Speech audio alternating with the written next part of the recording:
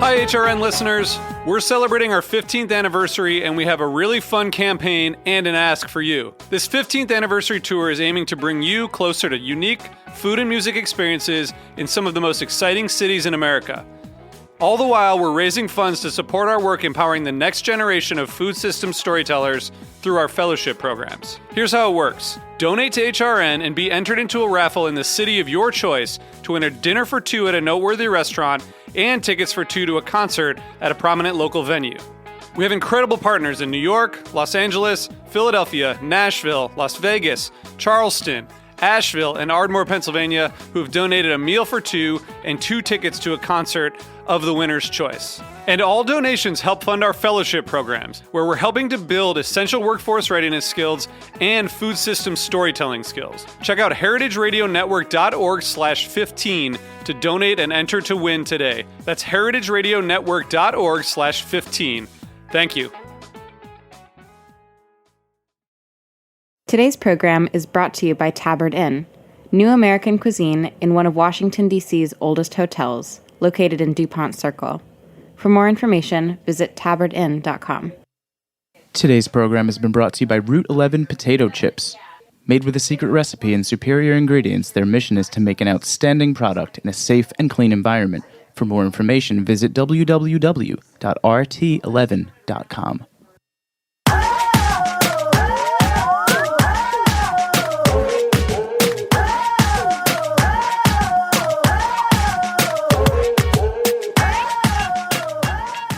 Hello, and welcome to A Hungry Society. I'm Portia Wilson, and this is the show where we talk about food, food media, and so much more. Today's guest is Beth Shapiro, Executive Director of Citymeals on Wheels, and under her leadership, Citymeals on Wheels has launched really cool initiatives like Chefs Deliver, which takes some of the city's best chefs out of their kitchens to deliver restaurant-quality meals to their frail, aged neighbors. You got it. Got it. Following Hurricane Sandy, she began a strategic budgeting process to enhance the organization's readiness for emergencies. She also spearheaded efforts to help hundreds of recipients access SNAP benefits. Prior to joining Citymeals, Shapiro worked as a marketing and advertising executive. Beth.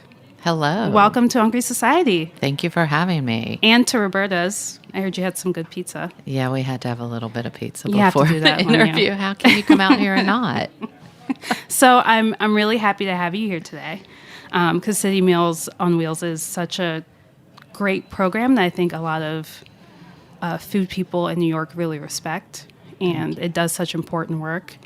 Can we start with you talking about kind of the mission behind the organization? Sure. Citymeals on Wheels was founded almost 37 years ago. Within our roots are within the food world. Gail Green, a pretty well-known restaurant critic, and James Beard had read an article in the New York Times about homebound elderly New Yorkers going up to 4 days without food. It was in advance of Thanksgiving, where city offices close, right, for Thursday, Friday, Saturday, and Sunday of Thanksgiving. And in Gail's words, she was living a life of delicious excess, read the article, felt terrible, hopped on the phone, made sort of a round robin of phone calls, and raised $35,000. And that was the intention, to raise some money.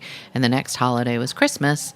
We would feed people, or they would feed people. And they called the city, which operated the Meals on Wheels program, and said they were doing this. And really what grew from that is this organization that recognizes the importance of homebound elderly New Yorkers and the ability, or maybe lack of ability, of city funding to feed them every day of the year. So the city funds meals Monday through Friday as long as there's no holiday. Citymeals on Wheels provides weekend, holiday, and emergency meals to 18,000 homebound elderly New Yorkers, now delivering 2 million meals a year to make sure these people have food every day of the year. Mm-hmm. Yeah, I was going to bring that up. 2 million meals. That's a staggering amount of food and delivery to New Yorkers that need it.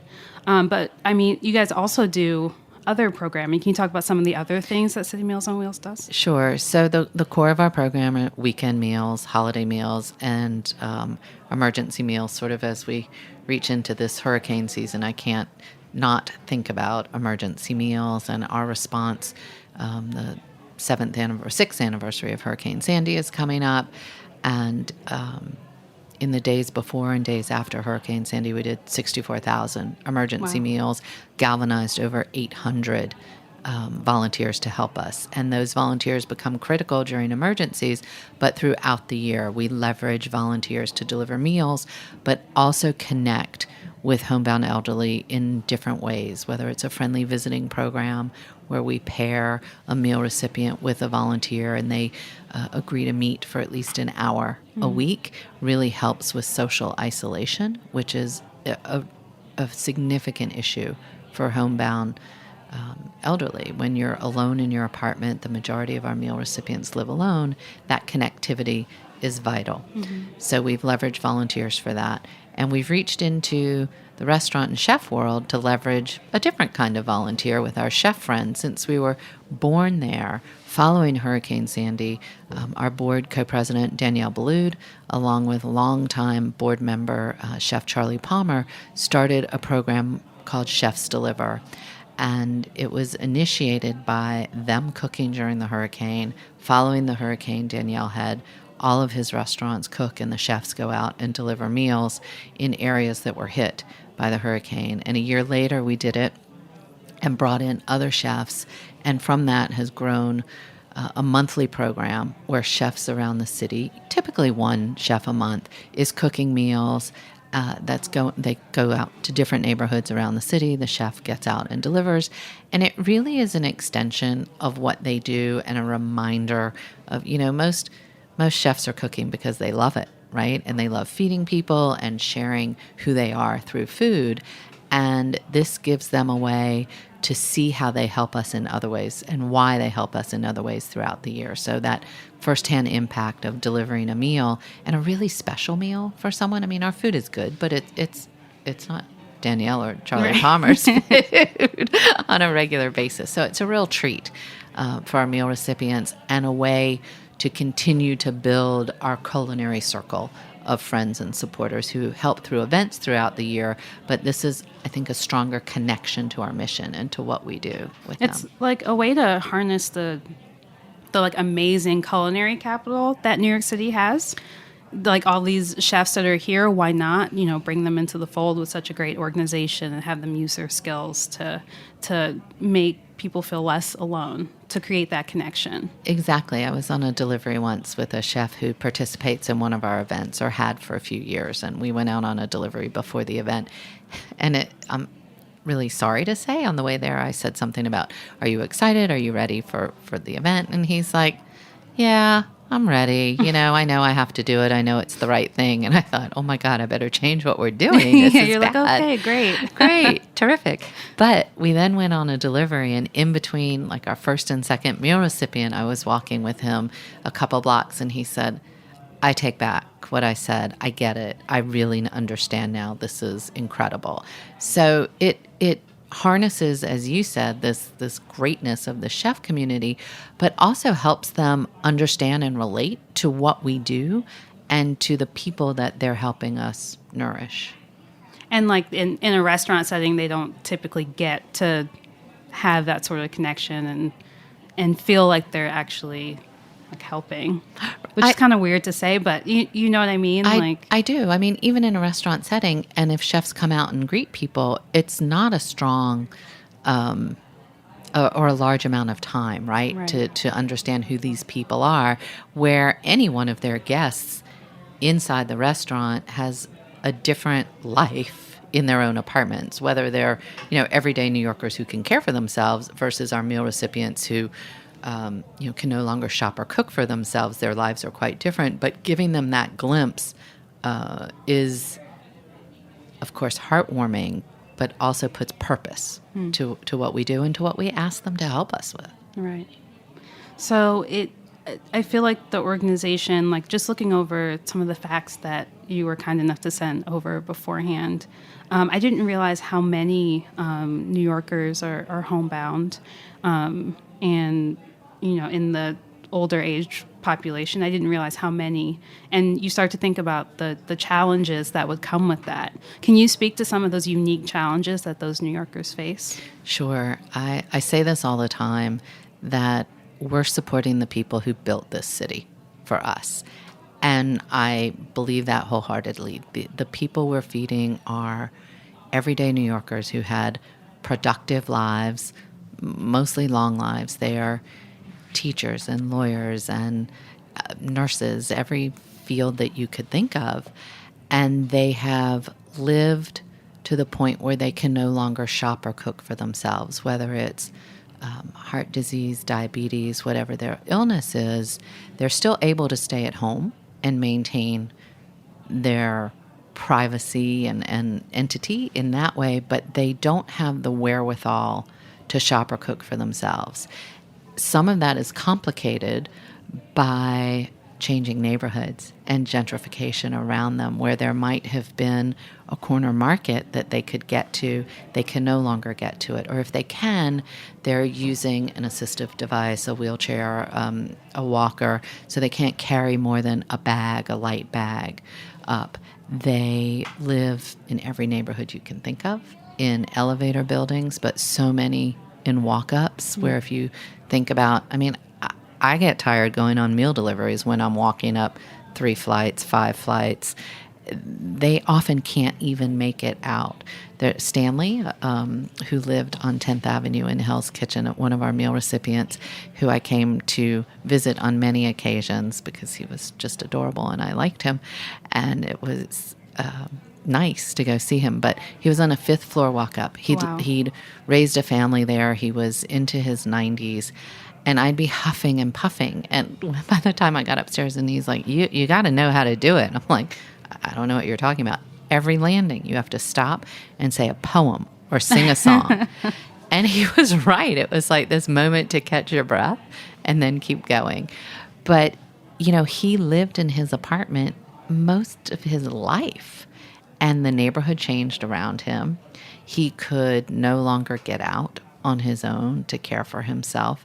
But a meal coming to the door kept him safe and comfortable. It's the meal, it's the nutrition, but it's also the delivery, right? So it's a live person knocking on your door, checking on you. They're not there. A regular deliverer is not there for 10 minutes, 15 minutes, but they are there enough to establish a relationship and to know when something's wrong or different with someone, or they need extra help. They need to change. I've been asked to change a light bulb.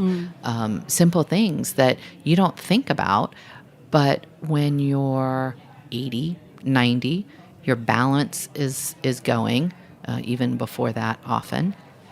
And there are things that you used to take for granted that you just can't anymore, that aren't safe for you to do. The average age of our meal recipient is 83, but we're feeding over 200 people who are 100 years old or older. Wow. Yeah, we're seeing a lot of growth in that old because we're all healthier and living longer, but people haven't planned for that longer life, right? So we've outlived our savings as well as our capability to care for ourselves, and it's a little help. We'll have a meal coming to the door that keeps people in their homes and neighborhoods where they want to be. So 2 things. One, that poem or song advice is great. I might use that on the subway. You should. People might get mad as they walk by me, but that's fine. And 2, the gentrifying neighborhoods part, that is something I didn't consider, like how your food access choices change. Without your control, they just kind of change around you because of the neighborhood changing, and how that would impact what you can cook for yourself, what you can get for yourself if your mobility is becoming an issue.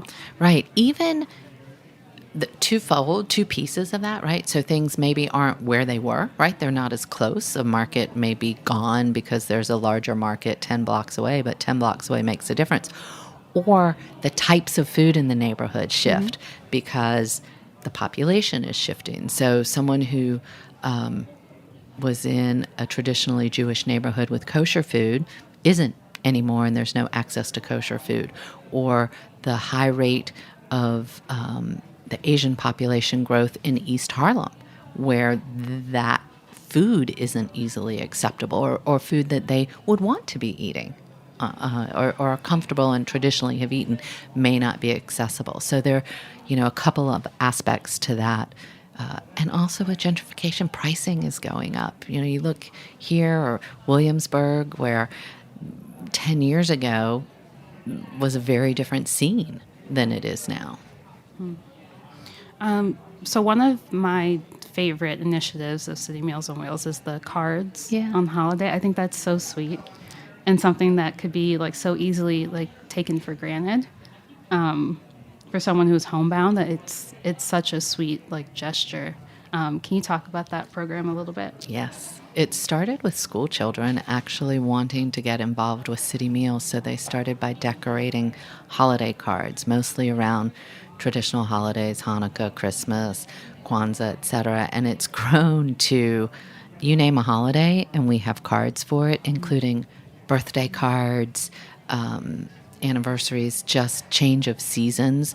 So there's always a little nice touch going out with the meal, and you think it's a nice gesture, and then it's confirmed when you go on a meal delivery and you see these cards on someone's fridge, and it's like, oh, it's so nice. Or you go on a meal delivery with children and they've brought what they've decorated, and then you go again and you see it. Actually, I've seen it on front doors.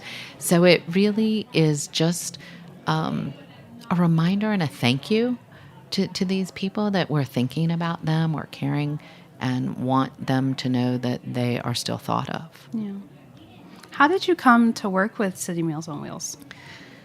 I was very lucky.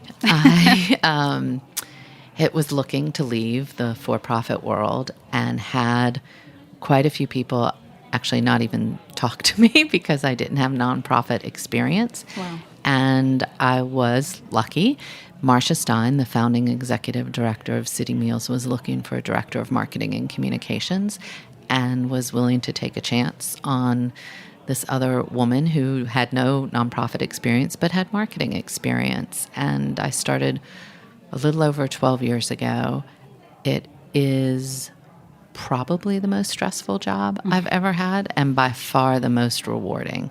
And the stress really is, mostly self-inflicted around making sure that we raise enough money to feed people. But the transition from for-profit to nonprofit it made sense to me. City Meals has always been run like a business and looked at that way, and it was not so difficult a transition, and I do think I was lucky that someone was willing to take a chance. And then again, to parlay that, when Marcia retired after 30 years and I was interviewed and got the job as executive director, I couldn't have a better job.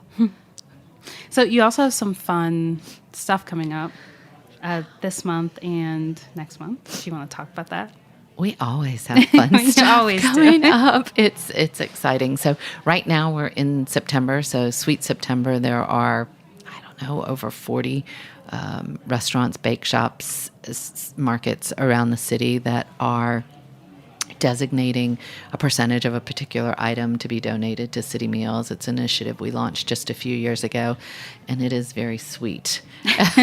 And it gets fun and fattening, because I try to support as the list is growing. You have to taste it, right? You have to taste everything. it. You have to buy a little to bring into the office to share. But look, Right. we're bringing pizza back after this today, so Right. we have to bring desserts back. So it's been bad for the waistline, but great for City Meals, and great, again, to connect with the outside world. We have a truffle event in October, which is mostly around our friends and young professionals, but a lovely tasting event that Charlie Palmer is cooking at. We have our Power Lunch for Women in November, which is one of our large signature events, an invitation-only event for about 350 women, leaders of business, the arts, etc. And men can come too, but their tickets are a minimum of $10,000 Wow. each. So, but with 300-400 people in the room, we typically raise over $1 million. And Wow. I think that really speaks to the commitment of New Yorkers to City Meals. And actually, it's going to be a great year. Our MC is Jane Krakowski, so I think it will be That fun. sounds like fun, yeah. Yeah, it does, and a little bit moving and a lot of fun. So, but we have sort of delicious events all year round, which is great. So how else can listeners get involved? How can they help out? Citymeals.org. If you visit our website, I have to say that donations are the best thing we can get, and unique to City Meals, 100% of all donations from the general public go to meal preparation and delivery. Yeah. We cover our administrative costs from donations from our board and a little bit from the city. And you can also look to volunteer for numerous volunteer opportunities on the site, as well as participation in events and other things happening. Excellent. So we're going to take a quick break. We'll be right back with more with Beth Shapiro of City Meals on Wheels. The following program has been brought to you by Tabard Inn. Tabard Inn, Washington, D.C.'s quintessential small hotel, is located on a quiet, tree-lined street just 5 blocks from the White House. Vibrant yet unassuming, the Tabard is comprised of 40 sleeping rooms, each unique in character and design. Feast on eclectic American cuisine in their acclaimed restaurant, or enjoy a cocktail and listen to live jazz in one of their cozy Victorian seating areas. Mingle with travelers from around the world who find the Tabard the only place to stay when taking their travels to Washington. For more information, visit tabardinn.com. The following program has been brought to you by Route 11 Potato Chips. From the moment Route 11 Potato Chips dropped their first batch of chips back in the early days of 1992, they understood their destiny as a high-quality producer. Instead of succumbing to the frenzy of mass production, they took advantage of their small size and made chipping a personal art form. The payoff was immediate: an incredible potato chip. With a secret recipe and superior ingredients, their mission is to make an outstanding product in a safe and clean environment. In this world of uncertainty that we live in, Route 11 Potato Chips believes comfort food should be just that. Know where your food comes from. For more information, visit rt11.com. All right, so we are back with Beth Shapiro of City Meals on Wheels. So now the second half of the show is where we get a bit more personal. Uh-oh. Where did you grow up? I grew up in North Carolina. Okay, where in North Carolina? In Charlotte. My parents are from Brooklyn, but I lived in North Carolina from the time I was 4 until 21. I graduated college, sold my car, and moved to New York with $500 in my pocket. Wow. That's the start of a memoir, if I ever heard one. It took a while. So did you have any early dining traditions with your family? Was there a certain place you went all the time? So, oh my God, Sunday night was Chinese. Both my parents worked, so we actually ate out a lot. I don't know if I would say fine dining. I know my dad would not eat pizza in North Carolina because he grew up in Brooklyn. Okay. And North Carolina pizza was not Brooklyn pizza. I shouldn't say this, but for a while it was Pizza Hut and Shakey's. I don't know if that even exists anymore. What is Shakey's? It was a pizza place. Oh, Shakey's is a pizza place. Okay. So it was interesting because I had, Brooklyn-born parents that we weren't doing barbecue at home. We certainly were out, and I love barbecue now. I still love Chinese food. And when I moved to New York, my first splurge was actually New York Magazine, and I would get it to read Gail's reviews and dream about these restaurants to one day go to, which took a really long time to get to. But it all came full circle coming to City Meals. So yeah. I would say, yes, I eat way too much, but I'm lucky. I don't cook dinner nearly as much as I should, but I love to cook. I find it incredibly relaxing. I don't know that I'm a good cook, but I enjoy it. But I love eating out. So I feel like you've seen the dining scene change a lot probably since you moved here. What are some of the changes in the New York City dining scene you've seen over time? Wow. I am far from an expert, but I think that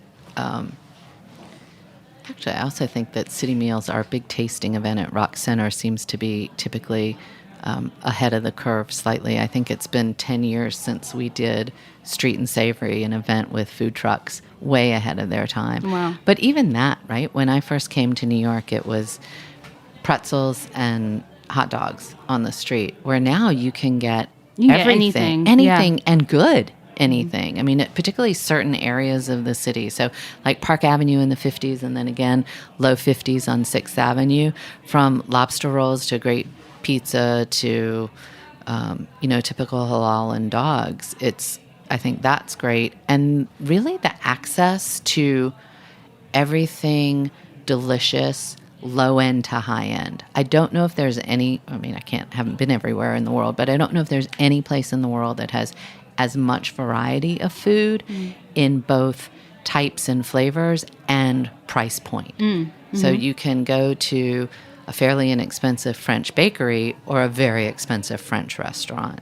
So I think access maybe is a key point in change, which obviously has come with TV and social media. The explosion of like interest in food, Right. period. Right. Do you have a favorite restaurant at the moment? That's sort of not fair because in my head, all our board members and friends. Oh, yeah, that's right. are You sort don't of- want to No, I can't alienate anyone. Where's the last place you went out to eat? We'll do that. That's a little safer. The last place I went out to eat shouldn't be so difficult. Oh, yes. My parents just celebrated my mom's 83rd birthday and my parents' 60th anniversary. Wow. So we were at Cafe Balud, but down in Palm Beach for an unbelievable meal down there, which was just delicious and fun. We had a really good time. Yeah. And then I just had pizza here. Oh yeah, you just ate in a restaurant. But I'm sure that was like big splurge meal. That's like, 60th wedding anniversary and 80th birthday, you have to go all out. It was pretty good. I think we must have had, and it was just a really small group, but we must have had 2 or 3 desserts for every person at the table. That's how you do it. That's how you Right? end it out. Yeah, exactly. Why not? So from that great experience to what was one of your worst My worst meals? restaurant experiences Oh, ever? no. Worst restaurant. For me, I would say mostly around service. I have found lately that service is great until the end of a meal, and all of a sudden you can't find the person to settle up. None of our board members, that's not an issue, none of our friends, but like odd places, you'll be like, all right, ready to go. And that's annoying. Oh, I had a great meal. I was just out of the country in San Miguel in the Azore Islands. Oh, wow. Off of Portugal. Not related to New York, sorry. But there's a husband and wife who own a farm. And for 12 years, they dreamed about opening a restaurant to use their excess food. Wow. And it's 9 tables, 6 courses, all from their farm or friends. Like there was fish they don't have themselves, so from a friend. It was 35 euros. It was nothing. It was so homey and nice. Like you feel like you're sitting in their living room having this beautiful meal. Do you remember some of the dishes that you had? I do. There was a carrot soup. Just the water itself was infused with fennel, mint, and lemon basil, which I've been trying to mimic at home since I've been back. Have you gotten it? Not perfectly, and I can't figure out if I'm supposed to steep it first, but then it turns brown, and this was just this pale green. So I'm trying to finesse that. How to figure it out. No, I have to figure it out. There was a hamachi. There was an eggplant dish. Not really a Parmesan, but it had fresh tomatoes on it as well. A beautiful trout.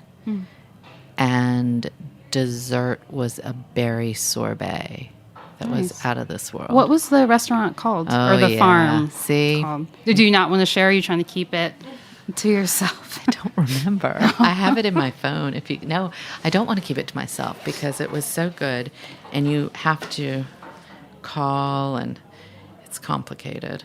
I should get back to you because it was good, and I don't know. Yes, please send me that. I will. Yeah. I will. It's worth the My trip. husband really wants to go to the Azores. So It's great. I will send it to you. Yes, please. And Beth, my last question for you. If you could have your last meal in a restaurant, where would it be and who is invited? That is so not fair. It would be, actually, I'd love to have it at home, but with chefs there cooking. So who would I have? I would have Danielle and Charlie Palmer. I would have Mark Forgione because I think he's also super fun. And who would I have? I would have family and friends. Mm-hmm. Yeah. You can also have like historical figures, people not living anymore. I'd have Marilyn Monroe. Okay. I don't know why, but I would. I think that would be very cool. And I'd have my grandparents. My grandparents all passed away when I was a teenager, like all around 14 years old. And I think my perspective now, A, as an adult, but B, in the position that I'm in, to be able to talk to them in a different way and learn from them such deep respect for what my grandparents went through in their lives and what they became and came to this country to do and survived is so consistent and or reminiscent of our meal recipients that to be able to thank them from an adult perspective at a glorious meal would be very cool. What are you drinking? A lot of wine.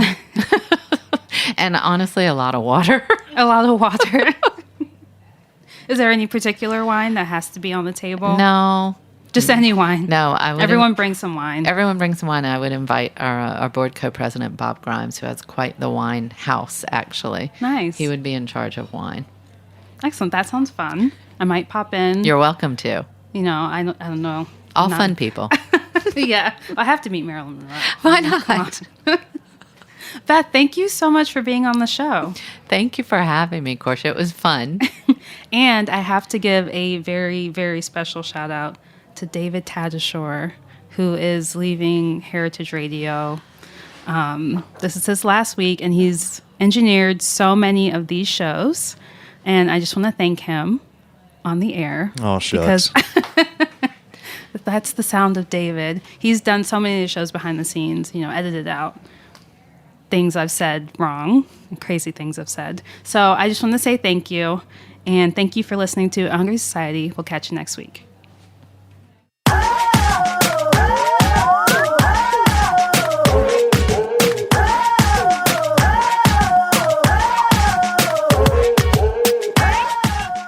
Thanks for listening to Heritage Radio Network, food radio supported by you.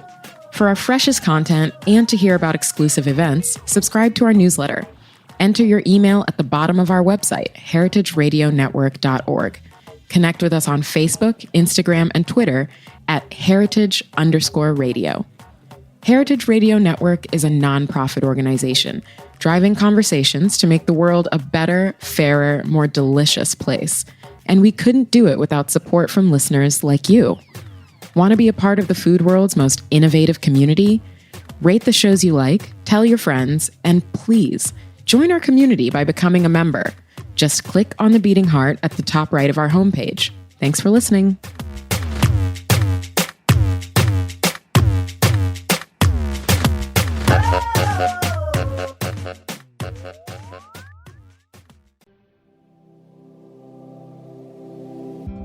Hey there, I'm Lee Ullman here with some big news from the National Young Farmers Coalition. We're partnering with Heritage Radio Network on a special season of The Farm Report. It's all about what's happening with the Farm Bill and how it impacts farmers and eaters. I am growing diversified vegetables on land that's been in our family for 150 years. And so with the pandemic, gentrification, property values going up, we had to sell the land and we lost it. Join us as we uncover the untold stories behind this massive piece of legislation that shapes how we grow our food, what we eat, and so much more. The problems we have had, those are things that come from earlier Farm Bill and USDA policy, right? Like Earl Butts, get big or get out. It's my responsibility to know not only what I'm eating, but then like how that all came to be. and realize like, wow, like this piece of legislation, all this money, like it's technically something that I support as a taxpayer. While Congress debates the next farm bill, this is not just an invitation to listen. It's a call to action. Be part of the conversation. Subscribe to the Farm Report on Heritage Radio Network, wherever you listen to podcasts.